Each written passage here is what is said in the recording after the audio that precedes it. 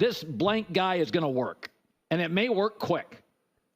I'll give you two guys that I believe will work and work quick is Caleb Williams and Bo Nix. Ooh, interesting.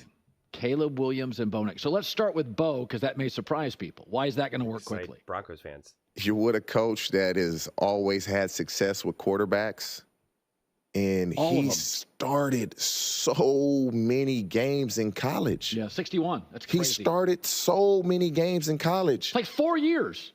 Like every year, and then the COVID year. By the way, 2 conferences. So he had a bunch of different coordinators. So, I mean, Bo Nix has dealt with 3 coaches, 5 coordinators, 2 conferences. He's going to be successful because he's seen a lot. He's ready to play right now. And you're with a coach that has proved I can win with almost anybody.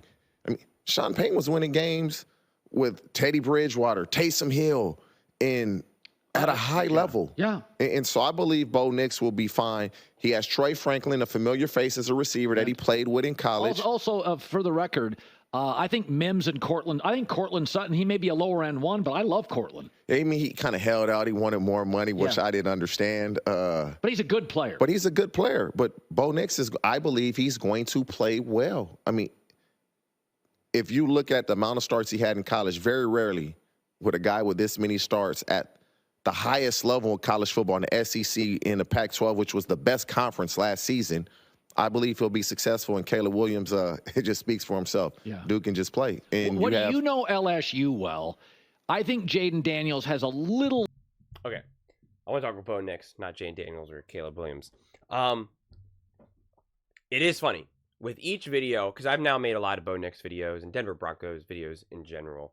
And it seems to me, because in the very beginning with Bo Nix, there was haters right from the get-go, right? People were very anti-Bo Nix, like, immediately, right? They were, like, laughing at the Broncos. This is a disaster. This is a disaster. Not only, like, fans and subscribers and comments on the show, but then also even people like Nick Wright, you know, saying, like, oh, my God, this is a disaster. This is hilarious. And obviously we know Nick doesn't like the Broncos because he's a Chiefs fan, so, you know, you have to take that with a grain of salt. But it just seems like a lot of people are not super high on Bo Nix. And I think TJ brings up just such a great point because we see sometimes a lot of those, these quarterbacks that are a little bit older or have a lot of starts as like a negative. For whatever reason, we just like these younger guys, or they have a less of a track record than some of these other quarterbacks. So there's just more of that mystique, that question mark, or, you know, when you see a smaller sample size, you're just like, well, look at the potential. And when we have a larger sample size, it kind of gives us more information to then kind of talk ourselves out of conclusions, or just be like, well, this is all this quarterback will be, nothing else. Look at this massive sample size. So it can kind of work both, you know, for you and against you. And clearly it's worked against Bo Nix from a popularity standpoint within at least the general fan.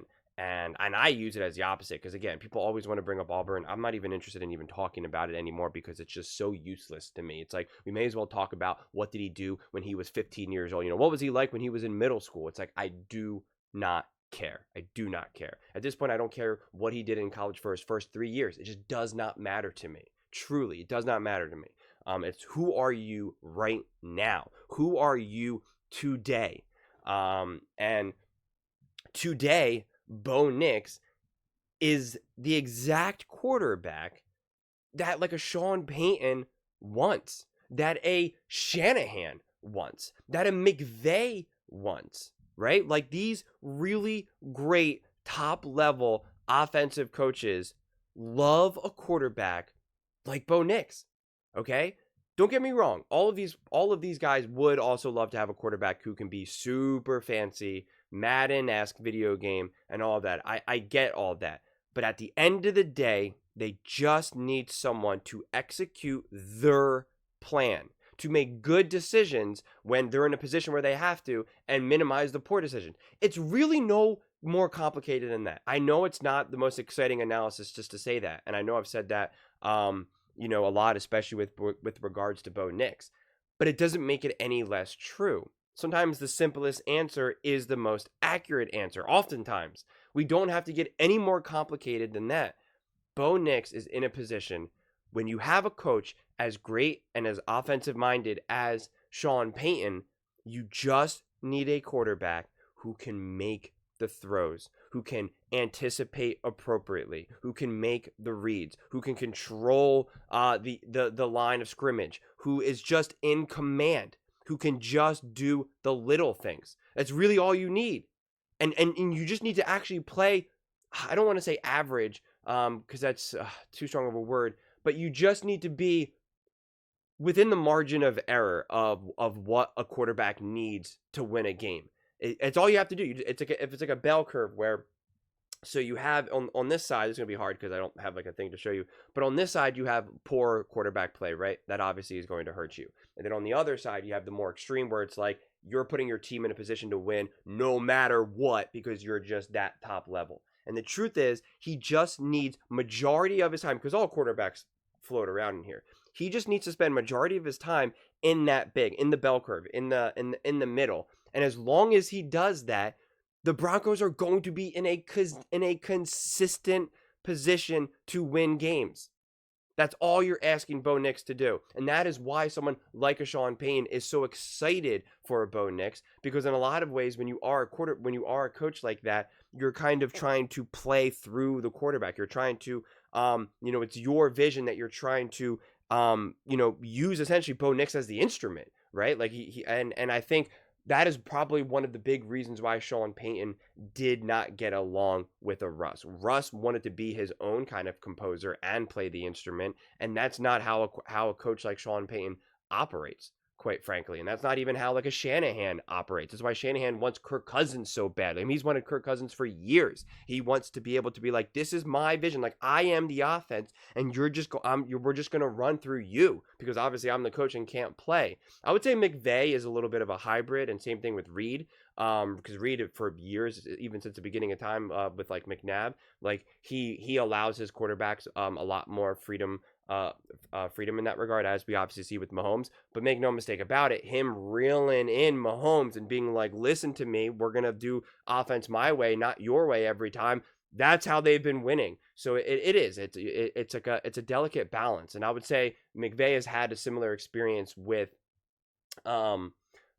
Stafford, a little bit with Goff, but Goff just was at that point in Goff's career was unable to do what McVay needed to be done, right? It was really that simple. Stafford was capable of doing that, but then also kind of doing his own thing. But as we saw earlier in that season, or kind of throughout that season, it did get a little wonky, and it was like kind of like no, like let McVay be the leader, because it is interesting. It does seem throughout seasons you have quarterbacks and again offensive head coaches where it can kind of bounce around between like who's actually leading this offense right now. Is it the coach or is it the quarterback? And it can change even throughout a game, honestly. But to me, that's where Bo Nix will thrive, because I don't think you're going to have that balance. You're not going to have to jump around. Sean Payton is going to be the offensive identity, the offensive leader, and less so Bo Nix. So it does have the potential to be kind of this, and I'm only using Brock Purdy just because he's the most recent quarterback to be kind of experiencing this, to do that, to kind of go through that. And I think actually another interesting example, there are definitely different quarterbacks, so bear with me, but it's kind of Dak. Dak was very honest last year about when McCarthy took over the offense and his experience. And essentially that was kind of Dak's first year where he really was just running that offense through McCarthy. It was really just kind of like, I'm just going to do what you tell me to do. Like I am just a robot here, and you're just gonna tell me what to do. And he talked about how like it's so easy. He goes, I can't believe I haven't played like this before. And it's true. Like it's true. And we saw how successful Dak was. And it's actually when Dak kind of goes off script, or when McCarthy is getting out coached, then Dak does look like his, smoke's coming out of his ears, and he starts speaking gibberish, and then just, kind of is a broken robot. Right. And so, but that's the benefit when you have a great coach, who I believe Sean Payton is. You won't have that. Sean Payton's not going to be out coached in the playoffs. Right. So, and Bo Nix is not going to constantly want to go off script. So I just think that consistency and the maturity of the relationship and the actual understanding of what your role is as a quarterback for this team is where Bo Nix and Sean Payton will really be able to step up. And it really does not need to be any more complicated than that. It really, really doesn't. And that's why I think it was cool of how honest, Dak was kind of last year. And kind of, if you really listen to the things he was saying, you could see that he's just pretty much saying, like, I'm just running the offense through McCarthy, right? I'm just being passed down everything from him and just executing his game plan and not going outside of that. And you can have a tremendous amount of success, as we see. So yeah, that's why I just really think that Bo Nix can have a tremendous amount of success. And I think the last example that I want to use is, this happens in baseball a lot, and I have direct experience with this, because a lot of times when you're a pitcher, especially when you get to the pros, the catcher, or sometimes it'll be the coach kind of giving the calls to the catcher, getting called in terms of whether you're throwing like a cut fastball, a curveball, a splitter, whatever it may be. And when a pitcher is really locked in and dialed in, and I pitched a lot, one of the best feelings is when you don't have to pay attention to anything. You just have to worry about what your catcher wants from you, right? As a pitcher, when your catcher's just like, I'm telling you curveball, I'm telling you splitter, I'm telling you fastball, I'm outside corner, up and away, down low, whatever it may be, and you don't have to worry about anything. You don't have to worry about the count. Don't have to worry about the score. Don't have to worry about, do I want to throw a splitter? Do I want to throw up and away? I don't have to worry about anything. I just have to show up, listen to what I'm told to do, and I just do it. It's just my job just to execute it. I'm not getting paid to think right now. I just have to execute and do. And when you get locked into that, when you have a catcher that you can truly trust, that's going to put you in a best position to get that batter out, it's amazing.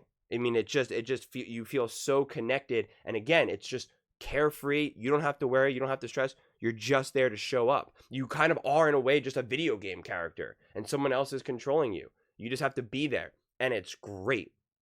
It really, really is. And you can, like I said, you can get locked in and win a lot of games. And if you ever listen to a lot of pitchers who end up throwing like no hitters, perfect games, or, winning, big key moments, if you ever listen to their interviews, they will often say that, man, the catcher so-and-so just makes it so easy, right? He was just giving me the signs and I was just doing it. Like it is, that's what you feel. It's so much when everything's being commanded and you're pitching great, you often don't feel like you're doing it. You just feel like you're just executing the plan and it's just happening. And again, to me, that is so similar of what Bo Nix, is going to be doing with the Denver Broncos. And I think in a way that's kind of what TJ is kind of talking about, where he's like, he's played all of these games. He has such a wealth of experience. He knows what to do and can do it. And, Sean Payton has success with these types of quarterbacks. So why would we expect him not to have success? So it's going to be interesting. But those are just my thoughts. I would absolutely love to hear yours. What do you guys all think? Do you think Bo Nix will have like very quick and immediate success, as TJ is saying? And do you think that means that the Broncos are going to be competitive this year and can actually maybe even fight? I don't know. I don't want to say division, but playoffs. Who knows, honestly? Or do you think that they're still kind of like a year or two away? Let me know in the comments below. I read every single comment. So whether you agree with me or disagree with me, either way, let's get in some discussions. Let's get in some fights. But ultimately, let's just have some fun. And please do consider subscribing. We are building an amazing community here, and I would absolutely love to see you part of it. I want to build something that we all genuinely feel connected to, something that we're really excited to be part of. I think we're well on our way to doing it. And please don't forget to give this video a thumbs up, as it really does help with the visibility and the algorithm. Thank you so much, and see you next time.